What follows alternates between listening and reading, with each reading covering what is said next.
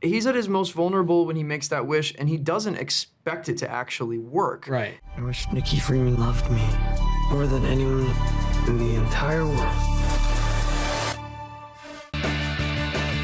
First of all, congratulations on this film. All of my colleagues that saw this at South by Southwest praised this movie, and after seeing it for myself, believe the hype. This movie is incredible. Curry, first question for you, because this movie takes wish fulfillment, the wish fulfillment idea, and almost sounds sweet on paper, but makes it really uncomfortable. For you, what was interesting about taking something that simple as wanting someone to love you back and showing how quickly something like that can become so dark? Well, like it was really surprising that, like, I remember some of the early comments where people were saying, like, oh, this feels like we've seen this movie before. Like, this is such a silly idea, like a wish gone wrong, like we've seen this. But what I was really intrigued by when I first came up with this idea is how we haven't seen this before.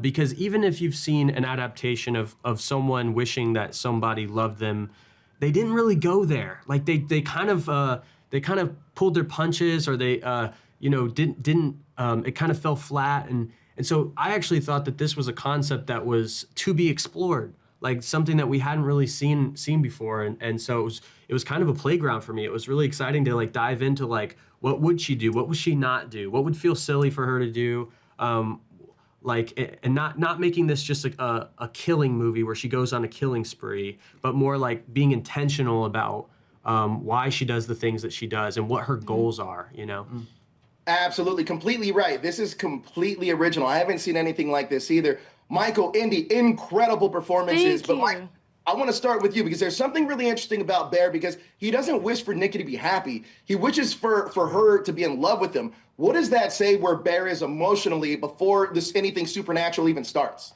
Yeah, well, I mean, he's at his most vulnerable. He's tried and failed to tell the girl of his dreams how he feels, and he had the perfect opportunity to do so. So I think that moment maybe makes him a bit more relatable, because we all know what it's like to maybe, have a crush, especially when they might not like us back.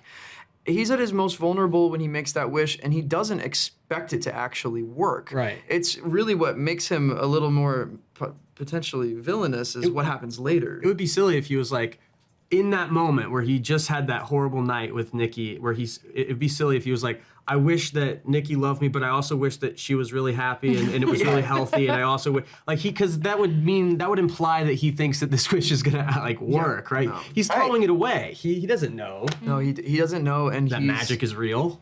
He's just.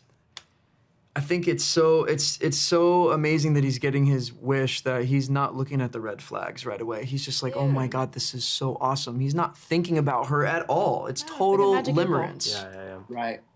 Now, Inde, for you, your performance is incredible in this. There's this great quote that I read from Ben Stiller. He says, I'm going to paraphrase it, where he says, you go through these emotions, but your body doesn't know it's acting. Yeah. Nikki goes through so much, and sometimes in a split second in the same scene. For after those heavier days, what did you do to kind of pack those emotions in Nikki away when you were done shooting? I think that I kind of, I do the opposite. I found that the making of this film was very cathartic for me, because we just had a safe space to kind of go nuts. And there's certain things that aren't in the movie where we took it to a 10 and he was like, maybe a 9, or we took it to a 5 and he was like, actually, I want the 10 back. So it was just so much fun playing. But there were certain days where things would get a little bit difficult, and we had an amazing intimacy coordinator, Jen Albert, who really just kind of worked with me, and she had amazing essential oils that we would just kind of smell and just kind of leave it in the house, you know what I mean? Just kind of leave it and go home. I love that. I love that. Now, Curry, after I got out of the screening, there was so much conversation about this movie to the point where I went to my next event and we were still talking about this movie. So I wanted to ask you, and this is a spoiler question, so it won't come out until after the movie's out, so I don't want to spoil it for anybody, but I wanted to ask you about the ending, because the movie leaves you, it leaves you sitting with a lot. Without giving too much away, how did you look at that final stretch? Is it punishment? Is it consequence? Is it the curse finishing what it started? Or is it Bear finally having to face what he asked for? Or all of it?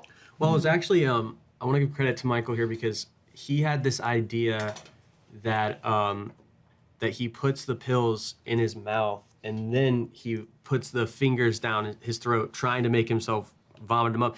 In the script, what happens is he puts the pills in his mouth, he accepts his fate, and then he goes out and because of the wish, obviously, he goes and gives Nikki a kiss. But like, Michael had this idea of like, what if there's a moment where Bear is just even after all that, he still can't get himself to do it, and he puts his fingers in his mouth and he makes himself gag because he's decided, wait, no, I want to live, right? And so that was an awesome idea, and it really added to that moment. But yeah, I mean, I wanted the ending to feel brutal. The original ending, she just ends it all. But we we decided we only gave her one take. We said, okay, this is the take where she'll survive. It's not probably going to make it in the movie, but we're just going to do it anyway. So let's see what you do. And it's what you see in the movie. Like, It was so my raw. favorite thing that we've ever filmed. I was like, I could do that for the rest of my life. It was so nice. Yeah, I mean, I can't believe it too. We really only did it once. It was like, here's the ending where you survive, and it felt so brutal that like the people around me talked me into it, and they were like, I think you got to go with the ending where she survives because it's so much more gruesome. Because you're kind of like, now what? Right, She's gonna go exactly. to jail. Yeah, Probably. she's probably gonna go to prison. Yeah, There's $1 billion in somebody's house somewhere. Where did that money come from? Right. And that guy whose $1 billion is dead on the ground. Like, major thought spoiler about territory, obviously. But No. yeah. She's going to jail. What an incredible film. I'll tell you what, I can't wait for people to see this for themselves, but congratulations. Thank Incredible you. job. Thank One of my you. favorite films of the year, easily. Thank you. Thanks. Thank you so much. Thank you.